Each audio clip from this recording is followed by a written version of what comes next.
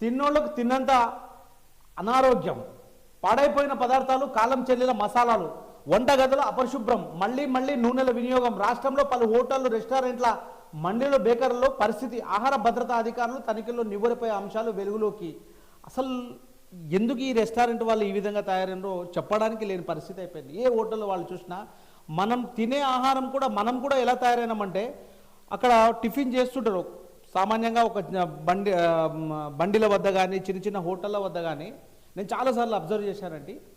పూరి తను నూనెలో వేస్తుంటాడు, ఆ నూనె నల్లగా అయిపోయి ఉంటుంది, నల్ల పొగ వస్తుంటుంది, అయినా మనం అలానే తింటున్నాం. అసలు ఎక్కడ పోతుంది ఈ రెస్టారెంట్ వాళ్ళ పరిస్థితి?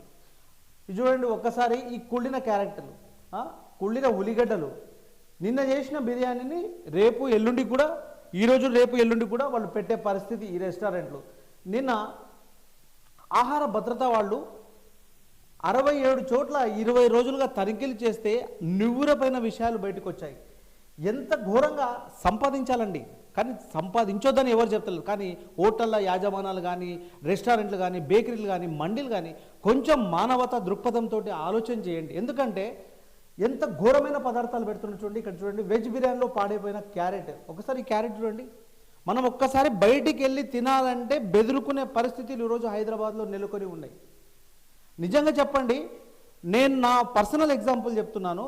నేను కర్మన్ఘట్లో ఒక ప్రాంతంలో నా కారు సర్వీసింగ్కి వెళ్ళినప్పుడు ఆ పక్కన ఒక హోటల్ ఉందండి. ఆ హోటల్ దగ్గర వెనక భాగంలో టమాటాలు కడుగుతున్నారు.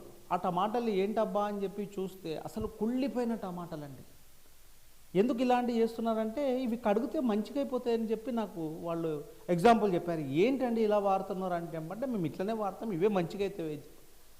ఎక్కడ పోతుందండి ఈ అసలు సంపాదించాలి కరెక్టే, కానీ మరీ ఘోరంగా సంపాదించడం, ప్రజల ఆరోగ్యాలను పణంగా పెట్టి సంపాదించడం చాలా చాలా నేరం, తప్పు. అండ్ రెండోది, మనం కూడా ఒక్కసారి ఇంట్లో చేసుకొని తినడం, మనకు ఎవరికైనా సరే వారానికి ఒకసారో 2 రోజులకు ఒకసారో బయట వెళ్ళి తినాలన్నా, ఏదో వాళ్ళ పరిస్థితులు, వాళ్ళ యొక్క పనుల కారణంగా బయటకు వెళ్ళి తింటుంటాం. కానీ ఒక్కసారి ఆలోచన చేసుకొని అక్కడ కరెక్ట్గా ఉందా లేదా అని ఆలోచన చేసుకొని తినడం మంచిది. మరియు ముఖ్యంగా హోటల్ వాళ్ళు, రెస్టారెంట్ వాళ్ళు చాలా చాలా జాగ్రత్తగా ప్రజల ప్రాణాలతోటి ఆడుకోకుండా ఇలాంటి పదార్థాలు, ఎక్స్పైరీ అయిపోయిన డేట్ మసాలాలు, ఏమైతే మసాలాలు వాడతాయని చెప్పి ఎక్స్పైరీ అయినవి కొన్ని ఏజెన్సీలు వీళ్ళ కంటగడుతున్నాయి, వాళ్ళు తెచ్చి మనకేస్తారు. వాటి తినడం వల్ల ఏంటి, గ్యాస్ ట్రబుల్ అవుతుంది, ఆ తర్వాత మోషన్స్, వామిటింగ్స్, కొంతమందికి తట్టుకునే వాళ్ళకు తట్టుకున్నట్లయితుంది, కొంచెం ఏజ్డ్ వాళ్ళకు తట్టుకోలేకపోతున్నారు బయట తిన్న ఫుడ్ వల్ల. సో ప్రభుత్వం కూడా ఈ విషయంలో మాత్రం ప్రభుత్వం చాలా చాలా స్ట్రిక్ట్గా ఉండాలని నేను సద్వినయంగా కోరుకుంటున్నాను. ఎందుకంటే ఇట్లాంటి ఆహార పదార్థాలు ఇచ్చి ప్రజలను ఇంత మోసం చేస్తున్న ఇట్లాంటి హోటళ్లను కానీ, రెస్టారెంట్లను కానీ, ఎలాంటివైనా బేకరీలను కానీ తక్షణం సీజ్ చేసి వాళ్లకు తగిన శిక్ష పడేలా చేయాలని చెప్పి నేను సద్వినయంగా కోరుకుంటున్నానండి.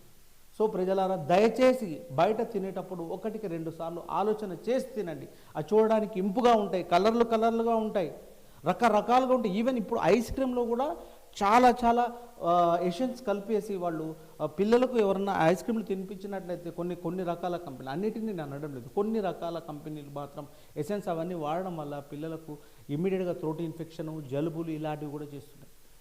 సో నిజంగా ఈరోజు ఈనాడు పేపర్లో వచ్చిన, ఈ దినపత్రికలో వచ్చిన ఈ బ్యానర్ ఐటమ్కు నేను చాలా చాలా ఇదైపోయినానండి. ఎందుకంటే ఇట్లాంటివి మనము నిత్య జీవితంలో మనకి ఎన్నో పనులలో బయటికి వెళ్ళి తినడం తప్పని పరిస్థితి అవుతుంది. కానీ ఇదే వాళ్ళు అదురుగా చూసుకొని సంపాదించాలని చూసుకుంటే మాత్రం దానంత నేరం ఇంకా ఏదీ లేదు.